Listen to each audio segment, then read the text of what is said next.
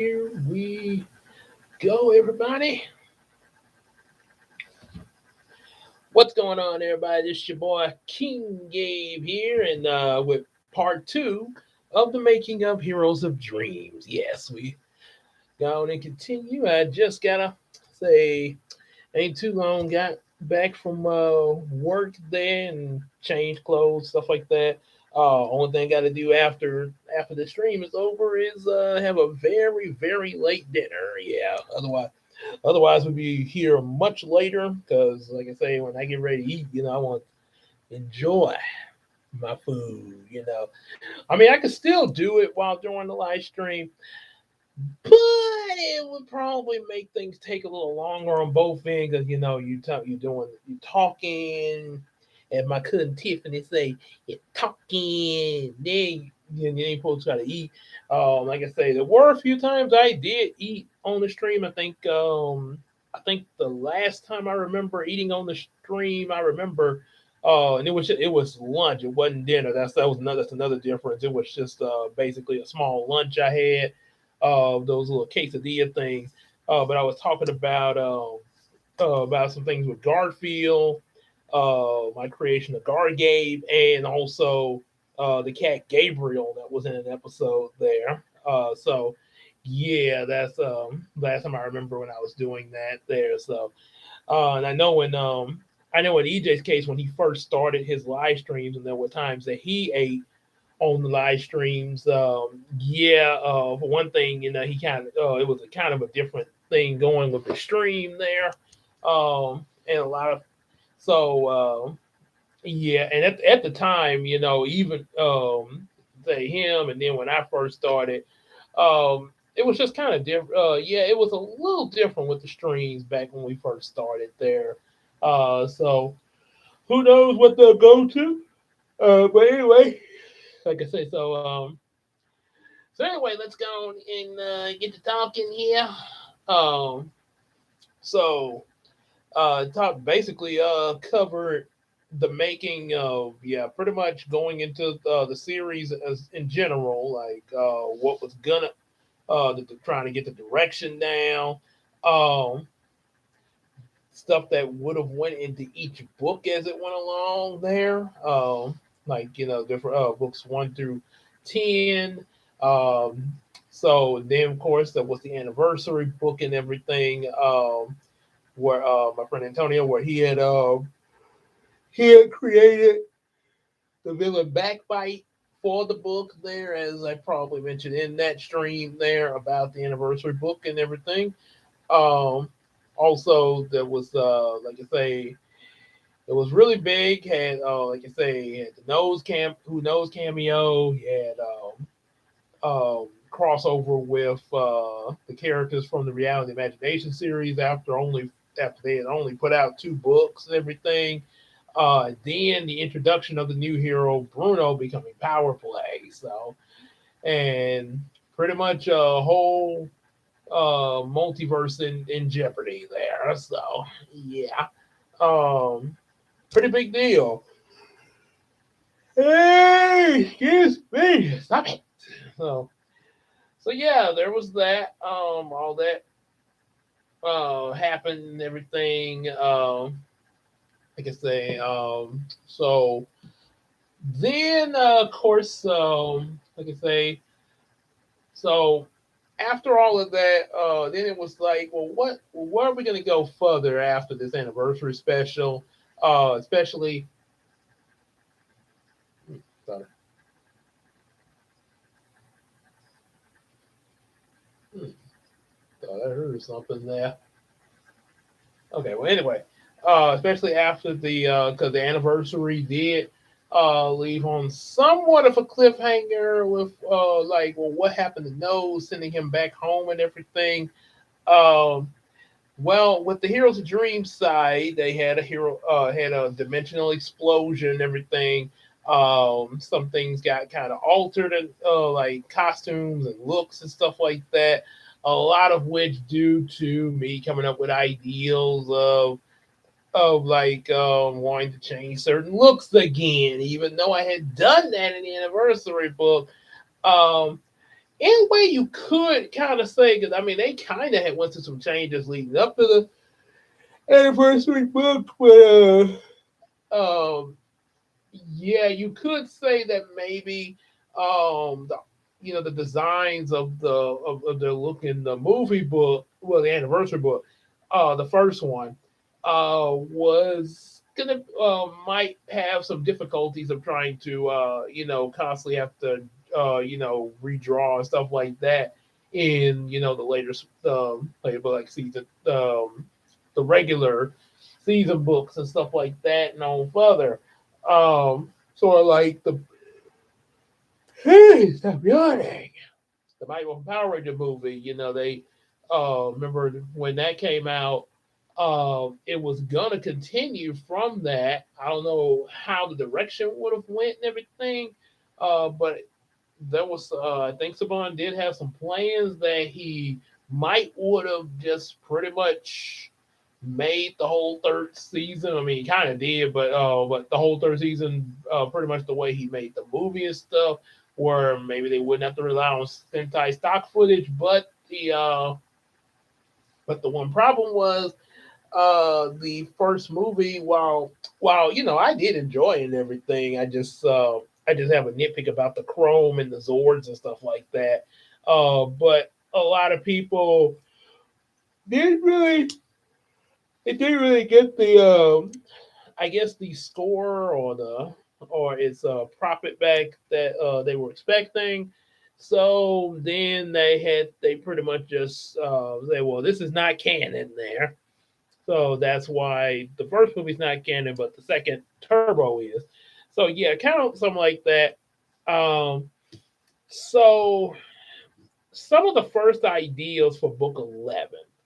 At that time, I was also trying to deal with a program called Illustrator before I got Photoshop there. It was Illustrator, it was sort of similar to Photoshop. And I remember one of the problems I had with that was trying to like in Photoshop, you can scan your picture. Okay, first, like say you're like in my case, you hand draw your picture and everything. So then you would have to like I got this copier back here that also scans pictures. You would have to scan the picture into the computer onto a drive and everything, and then bring it up on Photoshop. And the thing I was thinking, oh, give me a second. I was thinking that I had to re-outline it on Photoshop in order to color the pictures. Turns out I did not need to do that there, and I didn't figure that out until I got the Photoshop. But when I was trying to figure out Illustrator, I was kind of struggling with that there, and then I just like, okay, I'm just gonna, you know, excuse me, draw these pictures while I still try to figure out the Illustrator there because I was kind of like, I need to move. I wanted to keep the series moving on. Um, so some of the ideals that I came up with going forward, there was one involving Dora, um, the cat fairy that, of course, Lanisha was supposed to be. At one point, she wasn't going to be a cat fairy. The cat fairy part was actually Nisha's idea. Originally, Dora was going to be like a flower fairy, and the name I had for her in her fairy form was Rosewing, which sort of would make her similar to the Digimon Lilymon just a little bit, but not completely. Remember Lilymon from the first season of Digimon Palmon's Ultimate Level. Um, so yeah, she was gonna be a flower fairy, and when the Dream League would meet her, they actually would run into her at school, and she'd be excuse me, much like in the actual published version, she would be pulling some pranks, um, and stuff like that. Um, and then there was, and then there was also another idea. The character that Nisha's friend Camille was going to be Steel Puff. Um, That was an idea, and this might sound a little dark for a children's book here, but um, there was going to be it was going to have like a smoking PSA there, like the dangers of what smoking could do to people, and like yeah, really like oh yeah, I shouldn't be doing that there, um, and I had the it was Camille's character was supposed to be like a victim to secondhand smoke or something like that. Yeah, and I was asked, so I was trying to get advice from my mom about that, and she said there really wasn't anything that she could really advise right off the top of her head. But she said, yeah, write down how you're going to, how you're planning to do it. Then I can have an idea of, what kind of, what the best way to do it if I look at how you're going to put it down. Unfortunately, it didn't go through because I really wasn't. Honestly, I I thought it over, and then I wasn't really able to come up with anything there. And it was supposed to also be. I think it was supposed to kind of answer why you never saw anybody smoking in my books or anything there, which. Honestly, I don't think that would have really been necessary because if they're not smoked, what does it matter there? Of course, yeah, if they're not smoking, yeah, that's a good thing there. So, yeah, so it didn't really. So that was kind of unnecessary. Uh, and that was kind of unnecessary. So then we end up getting what we got for book 11. There was also Angela's character Angela before entering the 2017 Star Striker series and other series like Yumiko that's about in Supreme Star Striker coming up. Um, before she made her major Angela character made her major debut in the 2017 Star Striker series. She was going to be in Heroes of Dream, which she was. However, at first the the design I was going to use for her at first what Angela was actually not the first choice at first. At first there I had the thought of Angela or yeah, pretty much Angela being like Taiwanese or something like that.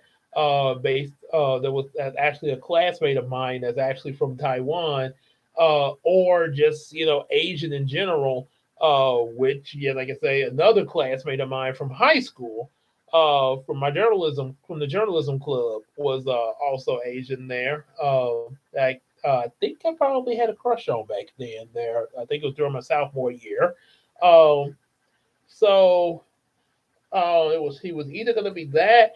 Then there was another thought of making Angela look somewhat similar to Zendaya or something like that because of Spider Man. Yeah, like I say, because for one thing, I think by that point, because I know book 12 was made right in the summer of what was it 27 actually yeah book in the summer of 2017, and then uh Star Striker comic uh went into production immediately after that, and came out December of 2017 as well.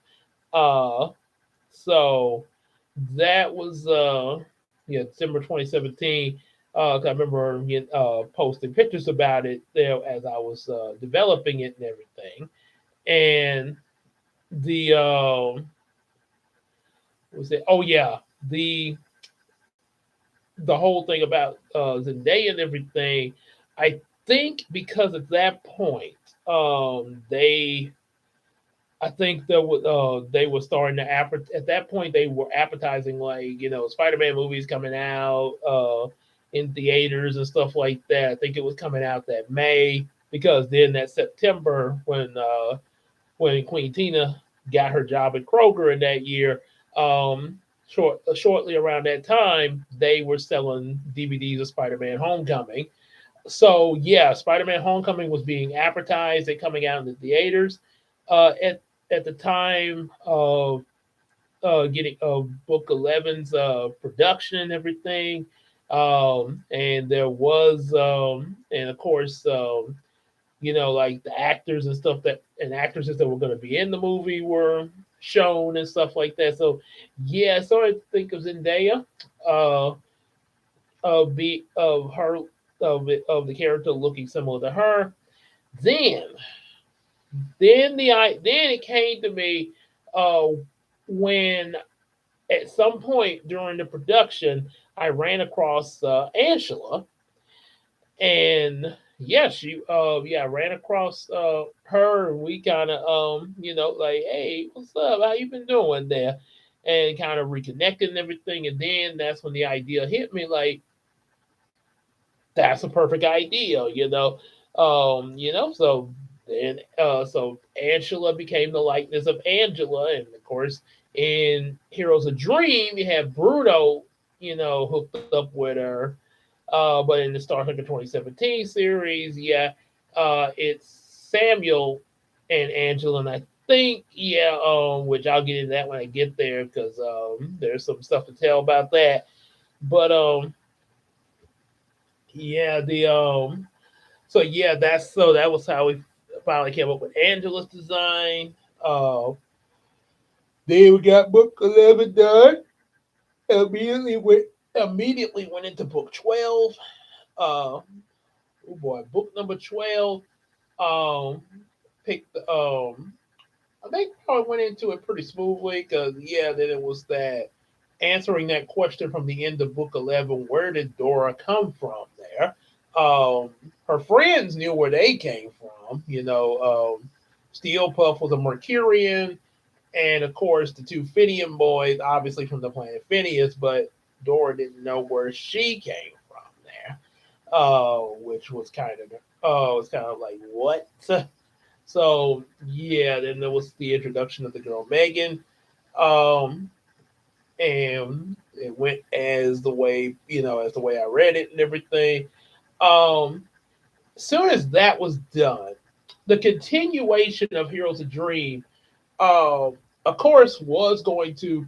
I did at that time have intentions of not only making a season two, but also a second anniversary book, then a season three, and then a third anniversary book, and possibly it may would have even went on even, and who knows how much further it would have went after that. But I know I had plans of of seasons two and three, and what now I don't know how many books exactly was going to be in each season. Exactly, I'm thinking that it was going to be like 10 books a season, or maybe some of the later as the seasons got later, maybe there will be more added in each season. But however, the the plan for season two of Heroes of Dream was kind of going to be leading up to them facing off with an Atlantean villain called I can't think of his of the name I gave him, but he was sort of imagine Sam. I mean, not Sam. Imagine Michael Clark Duncan when he played the Kingpin in Daredevil. So imagine that version of that version of the Kingpin as a merman, and instead of having a cat to stroke, he has a catfish. So yeah, it was gonna lead up to that. Book 12, if had I went on to book number 13 and so on, would have continued their fight with the three boys and those bees they sent. Of course, they would have found some way to defeat the bees at least. The boys probably would have been like, "Oh, we'll get you next time." Um, then there was some kind of way it was supposed to lead into where Samuel would wake up in this altered reality, and in the altered reality, um, one of the major changes was that Bubblina and her friends were brought up on the land instead of the ocean, like originally when Samuel met Bubblina. Um, in it was an altered reality where Atlantis was destroyed when Bubblina was a baby, and her friends got adopted by Earth parents, much like the Bubblina series there. And because of this, they had no memory of Atlantis or anything, didn't even know they were mermaids. And when Sammy came up to them, they had no idea who he was and everything. So it was gonna be like this whole thing of trying to get the memory back and get the timeline back in order. Uh, then excuse me, not completely sure of what came after that, but I do know, like I said, Big Bad was going to be the Merman Bob Boss. Season three was actually going to lead up to a third anniversary book, of course, which was actually going to be somewhat of a, I guess you could say like, oh well, I wouldn't say title, more like parallel universe. Um, the villain that was going to be featured was of course going to be Ammon again from book number 5 of Heroes of Dream. He'd be trying to get his revenge on the Dream League for defeating him in Penubian by messing with the fabric of time to him and his buddies to make they would with magic trying to make it where Moses did not exist and Israel stayed enslaved in Egypt. But the thing that's even worse is that other nations like ours would also be enslaved and would still be enslaved into the modern era. Yeah, which would lead to, like I say, this the third anniversary book was going to be called the Heroic Exodus, which would lead to Samuel and Brian becoming like Moses and Aaron, say, "Let my people go." So yeah, that was going to be that there.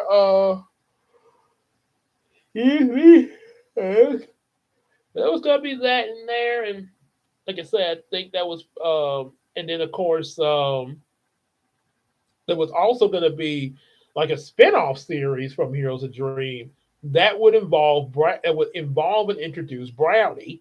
I think it was also going to feature Megan in the spin-off series, which is why she was introduced in Heroes of Dream, so that people were like, "Oh yeah, I know that's Megan." I was like, "What's she doing here?"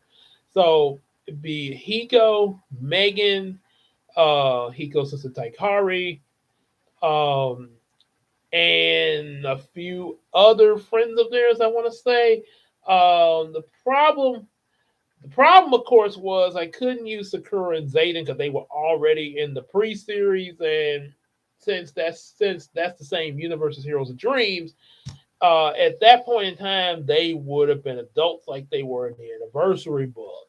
So that would have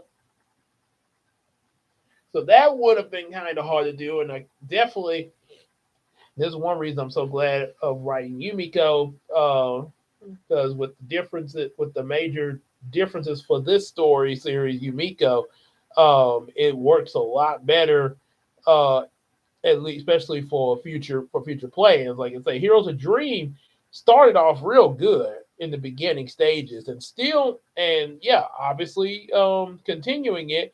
Obviously, it was still trying to stay good, but then it became imperative that yeah, there was some things I was not able to do that I really would want to do because of how Heroes of Dream had set up his universe there. So I couldn't get Sakura and Zayden or even Julie to be there. So that's why it was just gonna be Brownie, Hiko, Megan, and Hiko's sister Taikari traveling around in the Torican world, which of course now is called Yumiko, but traveling around the Torican world and stuff there. Um, and pretty much some adventures ensue. Um, so that would have had that work. It would have been a spin-off series with Brownie for that. Um, would have been more with reality and imagination.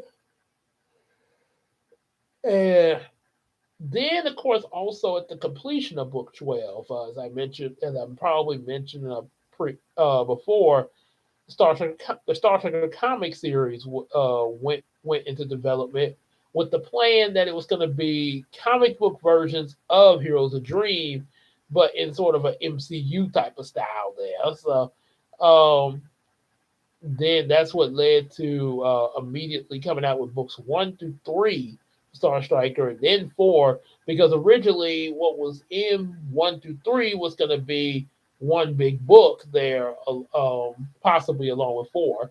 Um, also, so yeah, it was going to be, like I say, Heroes of Dream kind of MCU style. Um, how that was going to work. Um, First thing I had planned was this big book, Star Strikers, or like how you have the first Iron Man movie, and pretty much doing like what he did in the first Heroes of Dream book with some differences. Then there was gonna be a book with I think at one point I was gonna say Brian, but it was actually gonna be Brownie and his friends going in having a space mission, one of the space missions, and that would have been the second book. The third book would have actually featured Julie, aka Sword Girl, in her samurai style and everything. So yeah, that was gonna definitely definitely that there. And with let's see, so yeah, the M sort of oh yeah, with this MCU idea, now especially logo wise, dun dun dun dun dun dun dun dun. So like I said, it was gonna be a Star Striker book. Then it was actually going to be a Brownie book, him and his friends out in space, kind of like Guard of the Galaxy kind of thing. Um, that was going to be the second book. Then you're going to have a second Star Striker book, but with Target introduced. Then after that,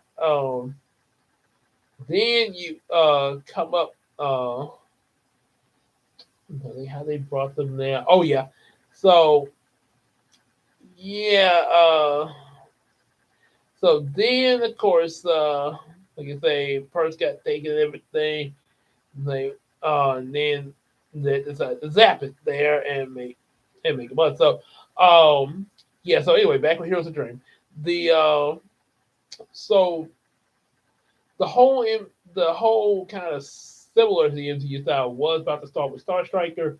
Uh, then it just went into okay, just a straight up Star Trek comic series rather than Heroes of Dreams.